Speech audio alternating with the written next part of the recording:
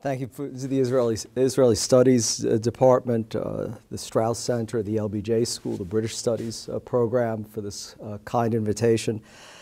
It's a special honor and privilege for me to be here. When I was a young graduate student, which is already almost 4 decades ago, Roger Lewis was already legendary, and his work had a profound influence on me throughout my entire academic career. So one of the biggest bonuses of writing this book, and something that unnerves me quite a bit, is being able to present at least some of the research in front of the person who's really at the apex of scholarship on British imperialism in the Middle East, and so much else in historical research, not least the history of the Oxford University Press. I'm going to take a little bit of a risk. And I hope it's a good calculated risk. This is the 5th presentation I've given in the past week.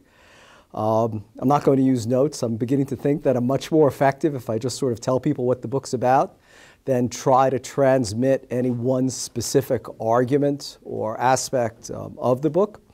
So in the next half hour or so, one should always be very cautious as well of individuals who say they're going to speak without notes, because it usually guarantees they're going to go on for hours, but I actually have my stopwatch going, in fact. So I'll do 3 things that I hope will introduce the book to you and give you some idea of what's in this 604-page tome.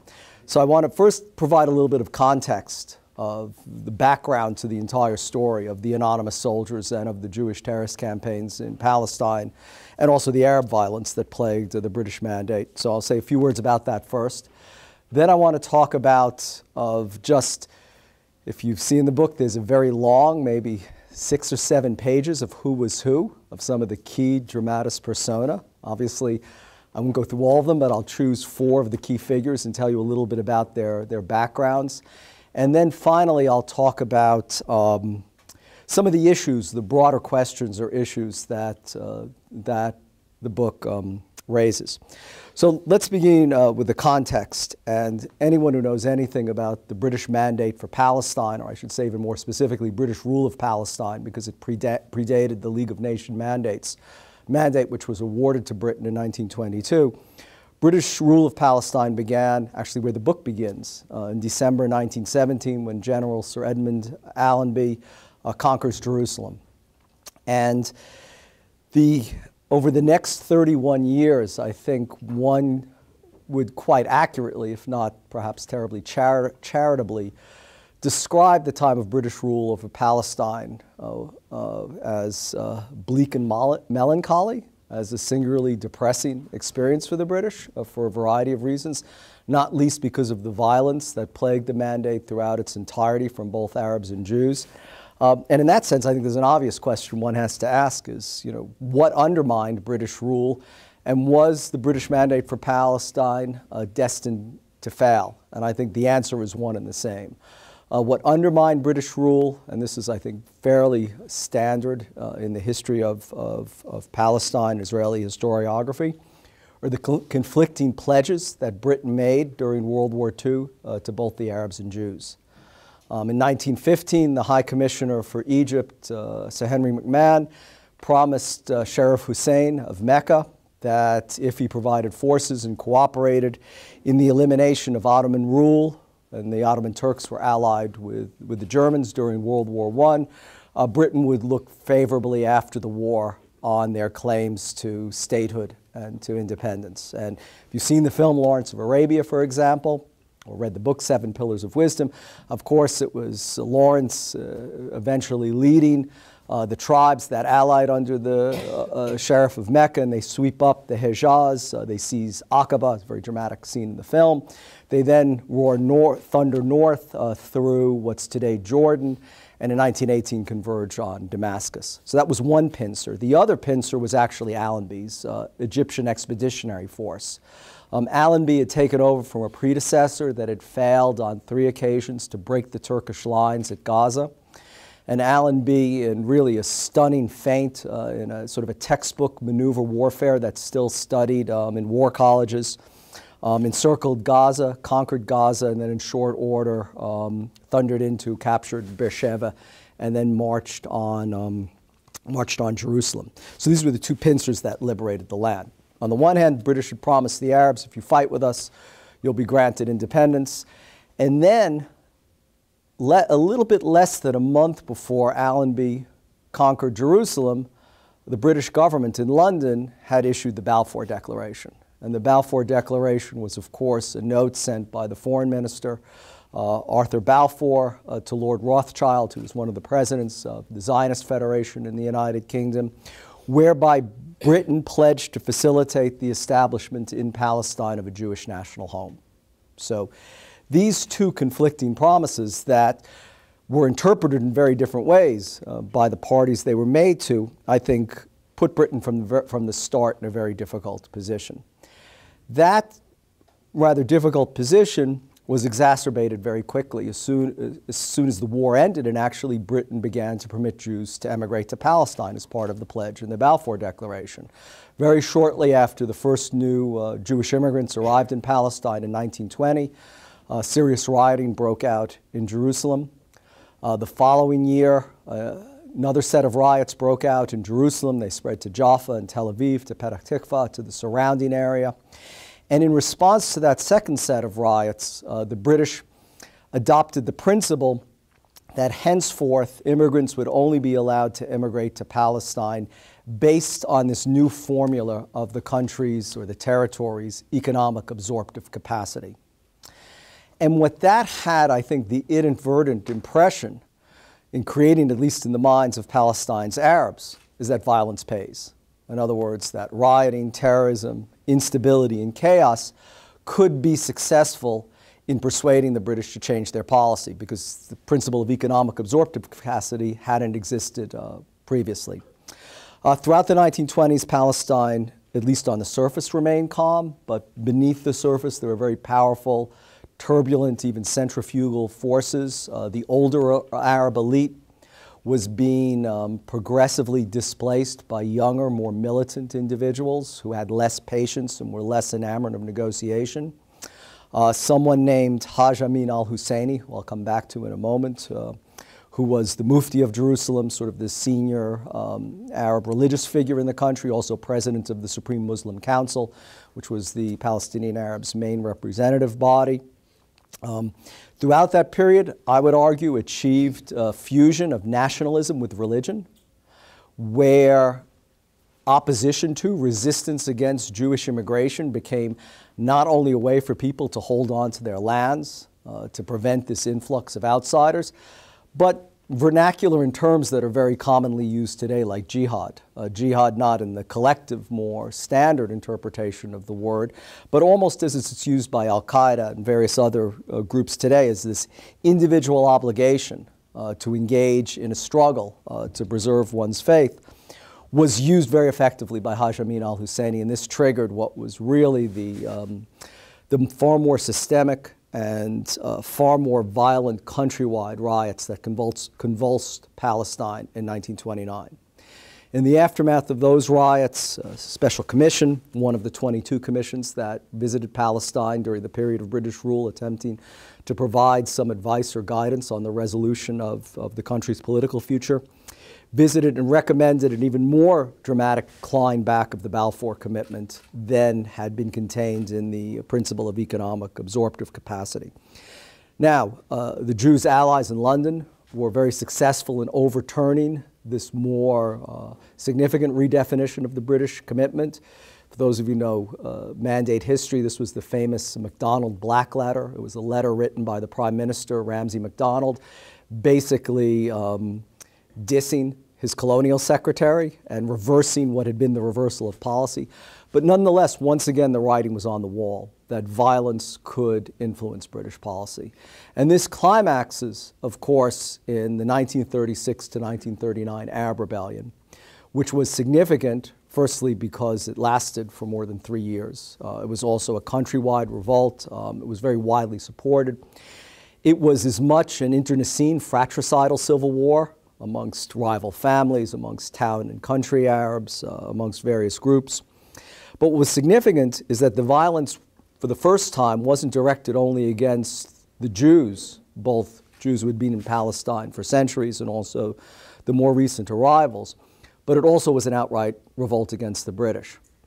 And of course, on the eve of World War II, especially in the late 1930s, with appeasement at Munich, Germany's seizure of the Sudetenland, the Anschluss in Austria, the writing was on the wall that Britain would soon be at war.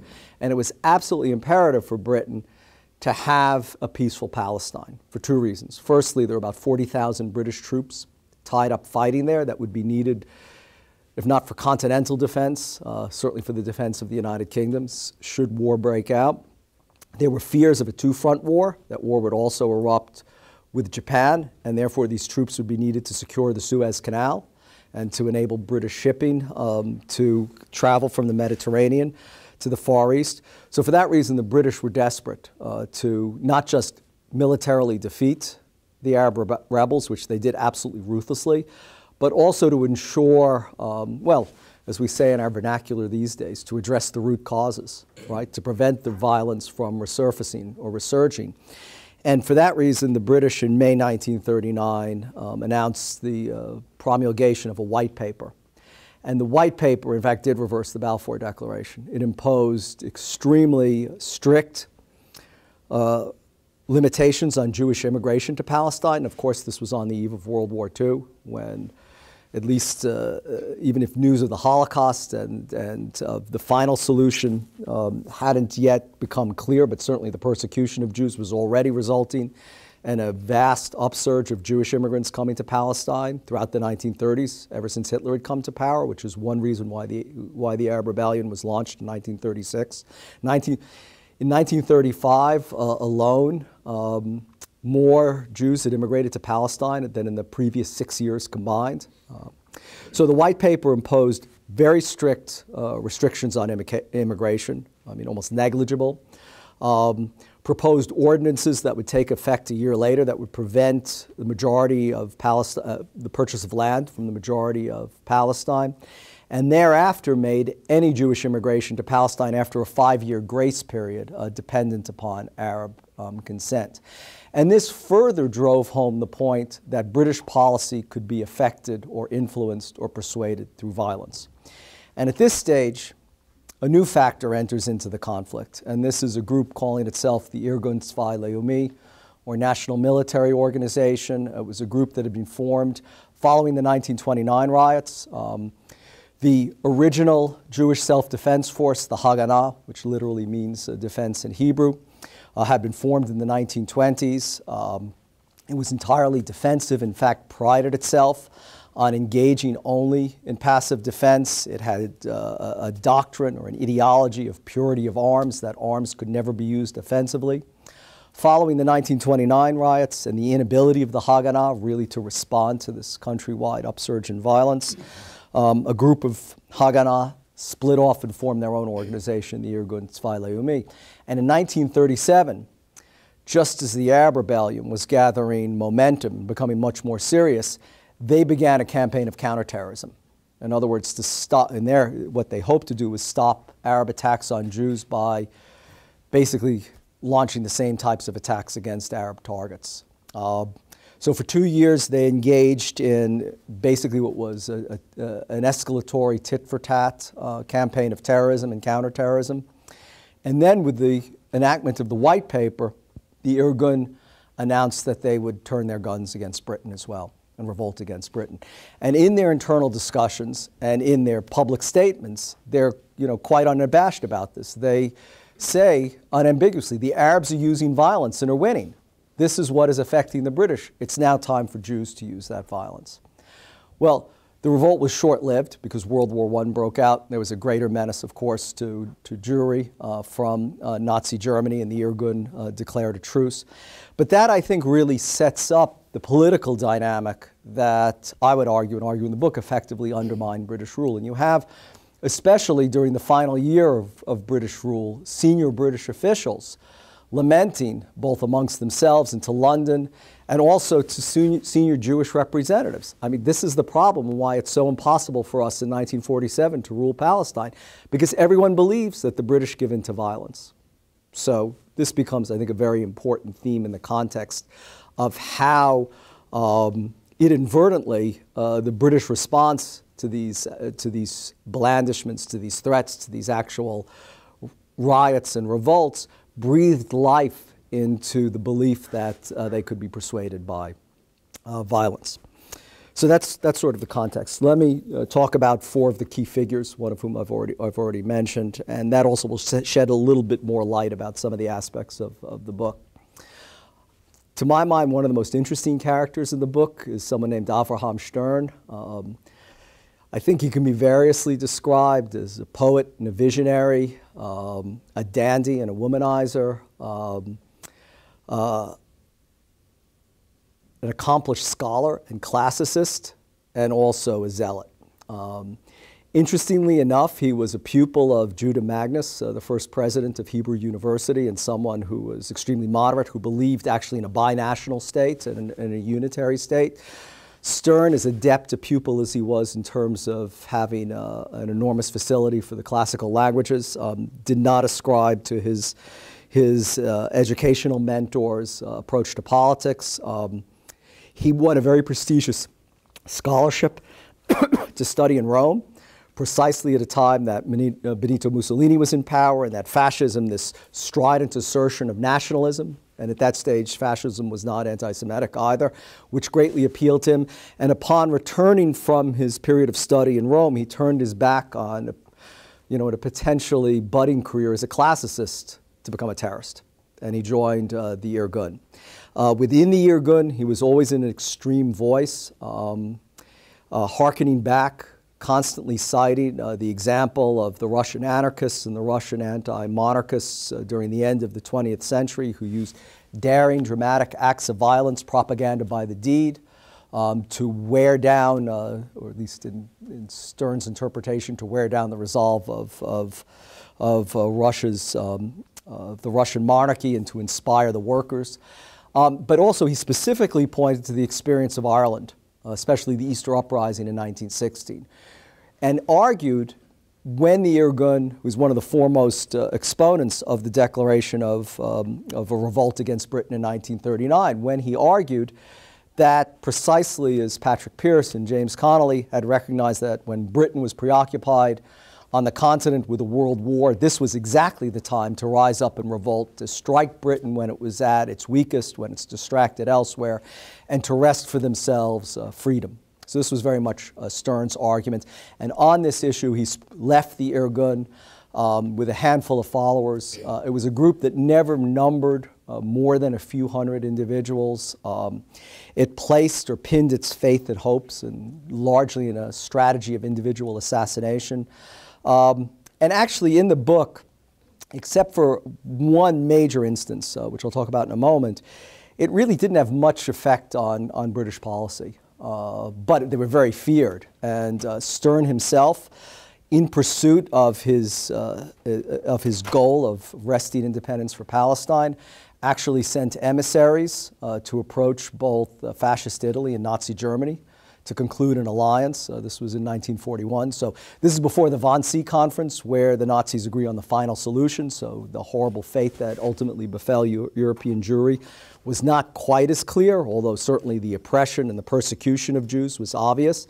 And again, Stern in this idea of taking advantage of Britain when it was weak, thought to appeal to Hitler and say, look, you don't like your Jews, you want to get rid of them, send them all to Palestine, and we'll all prosecute a revolt and overthrow the British authorities. It never went to fruition. In fact, his emissary was arrested en route to Beirut, and Stern himself, rather ignominiously, was trapped and shot by British police in 1942. So he's one key figure. The other key figure who comes on the scene in Palestine shortly after Stern's death is Menachem Begin, a future prime minister of Israel and Nobel laureate.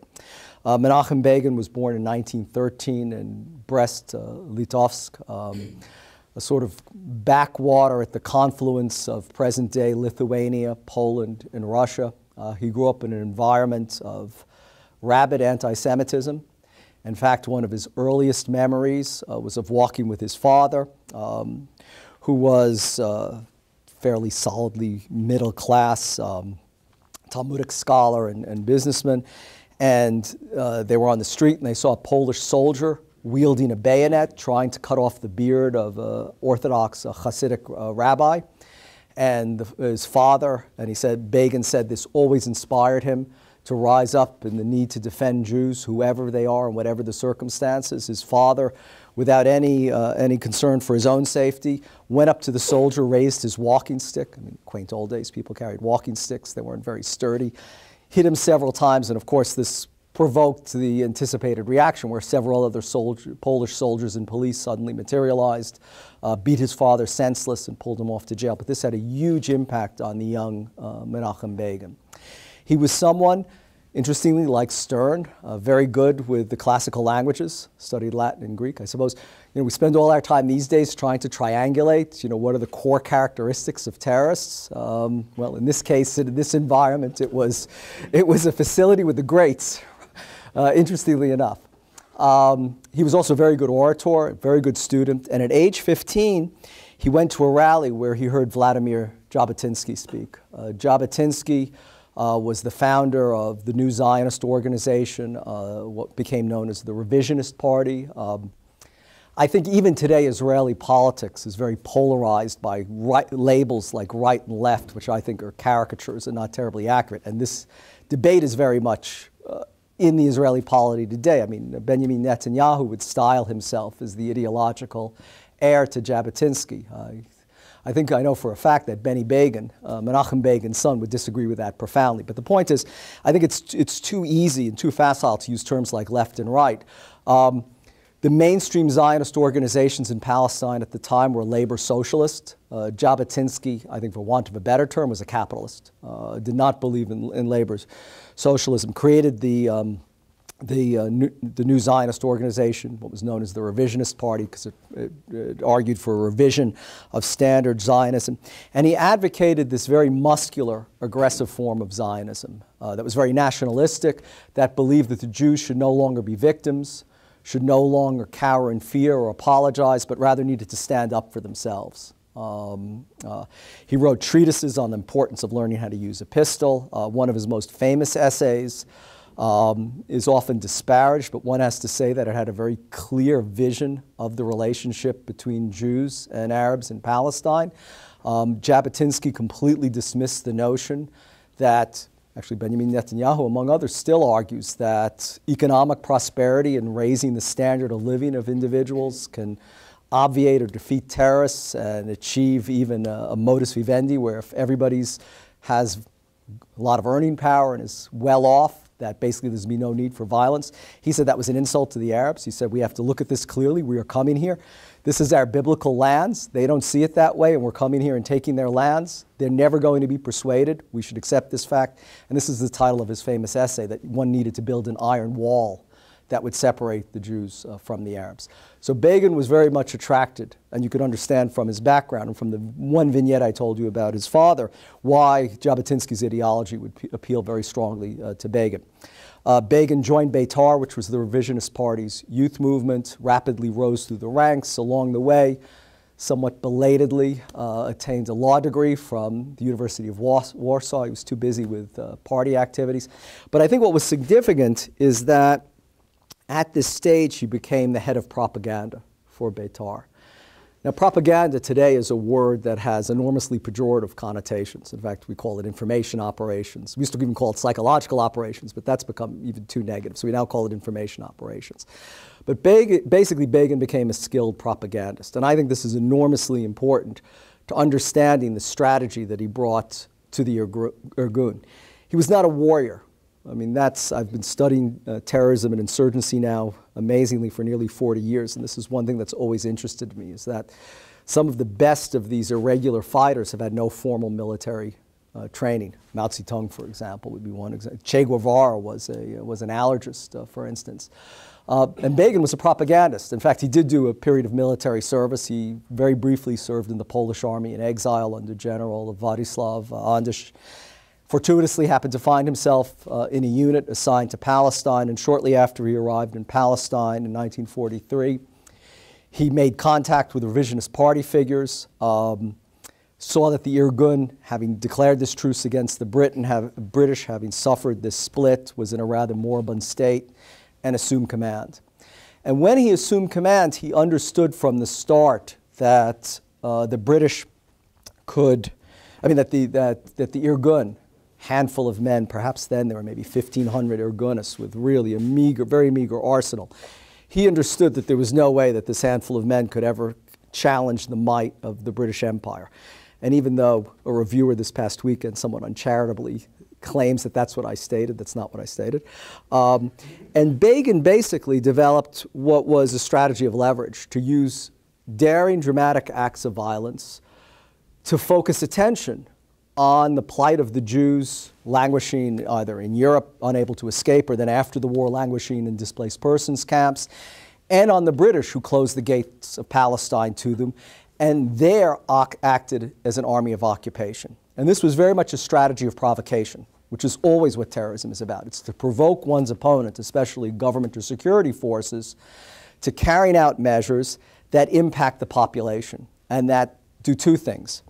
Firstly, the pervasiveness of countermeasures and security measures, the ubiquity of the security forces, the disruption to daily life, only makes the terrorists look stronger and more powerful. So that was very much part of Begin's strategy. Secondly, it was to transform, as he described it in his book, The Revolt, which is really a classic work on revolutionary literature. I have to say most of it, or at least the parts, it's heavily embellished, as anyone who writes these things is. A lot of it is filled with lies, but it doesn't mean that it's not a classic text.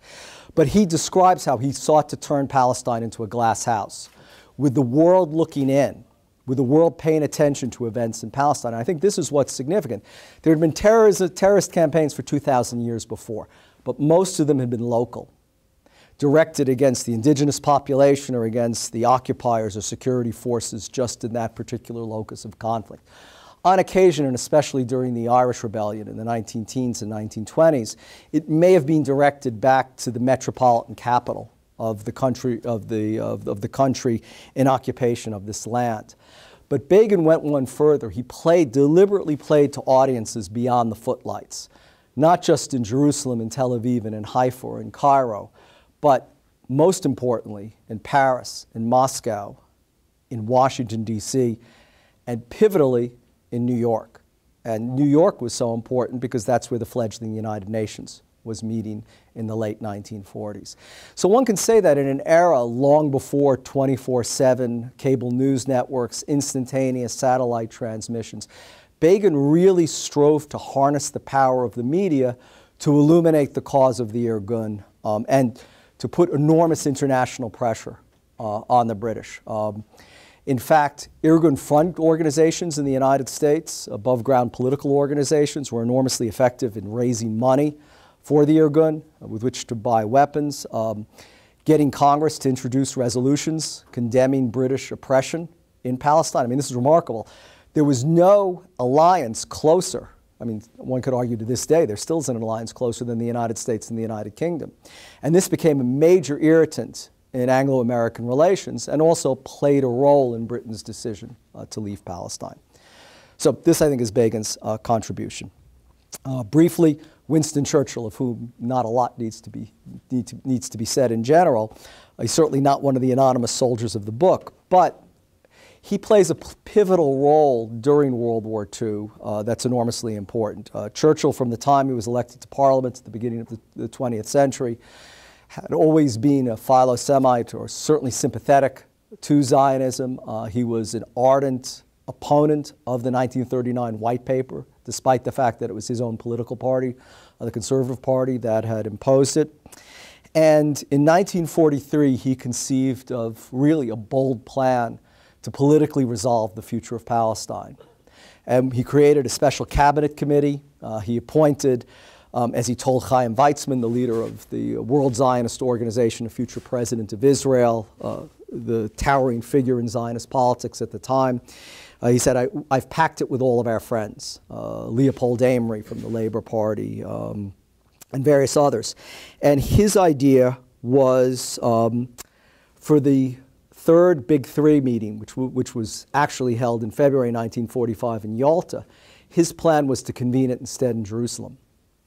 and to bring Roosevelt and Stalin there, and then to present him with a plan that had been developed by the British cabinet to partition Palestine, basically to resurrect the partition plan that had been rejected in 1937 that a royal commission had proposed, and to obtain U.S. support and Russian support and cooperation, and to back it by British bayonets. I mean, this, one can't say, Churchill faced opposition from his own party in getting the partition plan approved, but nonetheless, this was a bold effort that literally could have changed the course of history.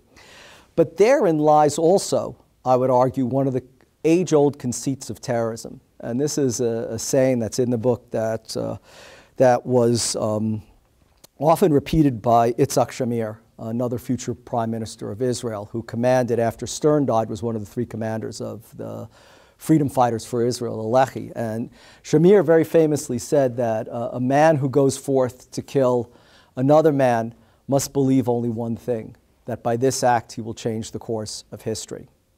So Churchill on November 2nd has lunch with Chaim Weizmann at Chequers at the Prime Minister's retreat. Weizmann is very concerned and says, I've heard rumors of this cabinet committee, and I've heard rumors that the partition, the geographical boundaries of this partition that they're going to recommend will not be as large and not lead to the robust Jewish state that is needed. Churchill hastens to reassure him and says, I promise you, you'll be very pleased and that you will stick your thumb into a pie and pull out a plum piece. But he says, we have to wait to publicly announce it until after the U.S. presidential election on November 7th, 1944, 5 days hence, to ensure that President Roosevelt, who Churchill believes he can get to support this, will be reelected. And then on November 6th, the two young men, ordered by Yitzhak Shamir to Cairo, assassinate Lord Moines, the British Minister of State for the Middle East. An individual of cabinet rank, so it was the equivalent of assassinating a British cabinet minister. In addition to that, Lord Moines, apart from being heir to the Guinness brewery fortune, was also one of Churchill's closest personal friends and one of his most staunchest, long-standing allies. And with the death of his friend, tragically, Churchill turns his back on this and never raises the partition issue. They don't meet, the big three don't meet in Jerusalem, but in Yalta, and an opportunity is lost. And see, not speaking my notes, I'm already going on too long. So let me wrap up and do two things. Let me talk about one very important Arab figure, and then give a very brief précis of some of the main arguments of the book. Haj Amin Al Husseini looms particularly large in the book, as well as I earlier referred to him as being pivotal in the 1929 riots. He was present at almost the juncture of all the major instances of violence during the period of British rule. In fact, while still a student at Cairo's prestigious Al-Azhar University before World War I, he organized a Palestinian student group specifically to protest, even then, the more modest Zionists' enterprise and activities in Ottoman-ruled Palestine. He was instrumental in fomenting the 1920 riots. In fact, a British military court sentenced him to 15 years in prison. And then in something that was paved with the best intentions, but completely backfired, the first High Commissioner of Palestine, Sir Herbert Samuel, pardoned Haj Amin Al Husseini, appointed him Mufti of Jerusalem. Al Husseini styled himself as the Grand Mufti, but that's not the exact title. And under the misguided belief that giving him responsible office, and he also made him president of the Supreme Muslim Council, would moderate his more extremist views. That did not work. As I said, he was pivotal in the events that led to the 1929 riots, to the 1936-39 Arab Rebellion. In 1937, he fled Palestine, never to return again. He made his way to Baghdad, to Rome, to Berlin. And in one of the interesting things I turned up at the archives, but unfortunately didn't make it, I made it into my draft of the book, but my editor, and saying you have to be selective, as interesting as stories might be, and keep the narrative moving. And I had to take this out, but I thought it was fascinating. I found documents in the United States National Archives that listed the salaries paid in Nazi Germany to senior party officials, to senior generals, to field marshals, for example, Field Marshal Erwin Rommel. and to Haj Amin Al Husseini. And he was basically paid a salary by Hitler that was the same as the most senior German field marshal. So obviously he was in close cahoots. Okay, now I genuinely will wrap up. So the book opens with a very provocative statement. I'm already on thin ice because in this book I use the word terrorism. Terrorism, like propaganda today, is another hot button word that's enormously negative connotations, subjective connotations. I use it for two reasons. One, and I'm not a professional historian. I'm a terrorism specialist. I've been studying terrorism. But I still believe, when I was a graduate student, a book by G.R. Elton, The Practice of History, it influenced me enormously when he wrote that one of the obligations of writing history is not to impose contemporary values on it, but to try to portray history as the events unfolded then in as an objective and non-subjective manner. And significantly, 60 years ago, no one had any compunction about using the word terrorism. I mean, we know now the BBC, as part of their style guide, eschews the word terrorism. I was stunned last month when, if you read about that horrible Taliban attack on a school in Pakistan where 146 school children were killed. New York Times, the Washington Post don't use the word terrorism or terrorist once. They use all kinds of synonyms, you know, rebels, militants. Gosh, if an attack on a school with school children isn't terrorism, then what is? But the point is, in the 1930s and 40s, all the major media outlets in the United States, in Britain, and Palestine use the word terrorist. The Jewish community in Palestine routinely and regularly referred to members of the Irgun and Lehi as terrorists. So I'm not making a... In fact, as a terrorism analyst, I may be one of those few people in the world even today where I use the word terrorism and don't apologize for it because I view it almost like an oncologist views a problem or a cancer that they're trying to diagnose and identify. And to me, that's the most proper word. So that's the first sort of third rail. The second one is I ask the question, does terrorism work? And here I think, you know, we're really confronted by a problem that many people don't wish to consider. I mean, statesmen, policymakers, even many scholars argue that terrorism is a failed strategy, that it's completely ineffective, that it never succeeds. I mean, we hear this time and time again. At the same time, though, especially having studied terrorism now for 4 decades or nearly 4 decades and become increasingly frustrated as it gets worse and worse, I want us to say despite my interventions, you know, if terrorism is so ineffective, why has it lasted for at least 2,000 years? And why is it likely to continue less? Why has it become such, you know, even grown as a means of favored political expression in the 21st century? And the answer has to be that at least the perpetrators of that violence, the terrorists, don't think it's ineffective. And that really framed how I approached this book. The first 6 chapters, the book is roughly 19 chapters and an epilogue. The first 6 chapters cover the period from 1917 to 1939, the beginnings of the Mandate. The next 6 cover World War II. So that's 12 chapters there. The final 10 chapters basically focus on the 3 final years of Palestine to really gauge in as detailed a fashion as possible the impact that terrorism or that violence from the Irgun and Lehi in particular had on British policy and decision-making. And there I think it's significant. And I think that's one of the important elements of the book. I am not making the claim that terrorists or that terrorism single-handedly resulted in the rise of Israel or the creation of the Jewish state of Israel. I'm not saying that at all. History, as everyone knows, is never monocausal or is rarely monocausal. And certainly when we look at the concatenation of events that led to the creation of Israel, I mean, there are factors that are obvious to anyone. I mean, the Holocaust and the suffering of the Jews. Certainly, as I said, the hundreds of thousands of Jews languishing even 2 or 3 years, 4 years after the war in displaced persons camps scattered across Europe. In fact, some of the same camps that they'd been only recently imprisoned that were concentration camps. Clearly, President Truman's intervention against the advice of the State Department, against the specific advice of the Secretary of State, George Marshall. So Truman's own support of Zionism, the negotiations, the patient diplomacy and negotiations of the mainstream Zionist movements, of course, were important. But what I found is that often, because terrorism is this pejorative word, because No country ever wants to admit that they were created, perhaps, in some measure by terrorism. I mean, think of it this way. Terrorists don't call themselves terrorists either, right? I mean, there has never been a terrorist group that has actually used that name. They're always National Military Organization, Freedom Fighters for Israel, or Al-Qaeda, the base, or the Red Army faction in Germany. I mean, they don't call themselves that.